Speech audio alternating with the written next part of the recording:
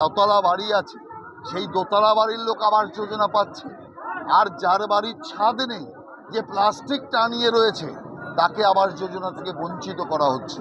সেই কারণের জন্য বিডিও এই দুর্নীতির সাথে যুক্ত আছে।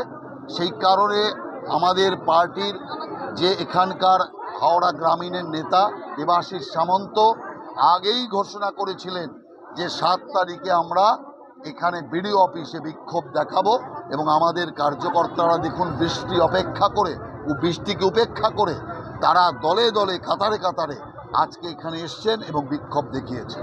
আরেকটা একটু প্রশ্ন করছি, শ্রমিক ভট্টাচার্য বিজেপির সভাপতি হয়েছেন, এতে দলের শক্তি কতটা বাড়বে? না, ভালোই হবে, কারণ শ্রমিক ভট্টাচার্য তো দীর্ঘদিন আমার আওতায় কাজ করেছে। অতএব পার্টির যে পদ্ধতি, পার্টির কাজকর্ম এবং রাজনৈতিক নার্ভস সে বোঝে, এবং কর্মীরাও তাকে সবাই চেনে, কারণ দীর্ঘদিন কর্মীদের সাথে কাজ করার কারণে। অতএব আমি মনে করি ওর নেতৃত্বে আমরা সবাই মিলে সহযোগিতা করে পার্টিকে অনেক দূর এগিয়ে নিয়ে যাব। দাদা, সিদ্দিকুল্লাহ চৌধুরী তার দলের কাছেই মার খেয়েছেন, কি বলতেন? সিদ্দিকুল্লাহ চৌধুরীর তো এমনি পাবলিকের কাছে মার খাওয়ার কথা, তো এখন মার খেয়েছে দলের কাছে, এরপর খাবে জনগণের কাছে।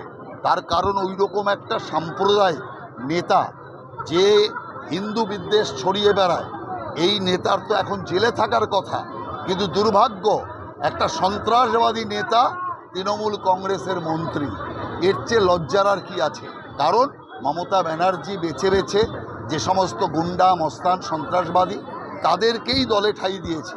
দেখছেন না একটা হুমায়ুন কবির কীভাবে মারধর করছে হাসপাতালের সুপারকে।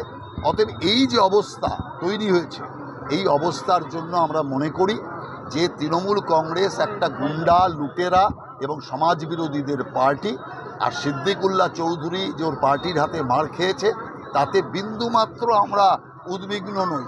আমরা মনে করি এই মাঠটা এখন পার্টির কাছে খেয়ে প্রাথমিক শুরু হয়েছে, এরপরে পাবলিকের কাছে খাবে। দাদা, দিলীপ ঘোষ বলছেন 21শে জুলাই চমক দেখাবেন, কি বলবেন এই বক্তব্যে? আমি জানি না, ওটা উনি বলবেন।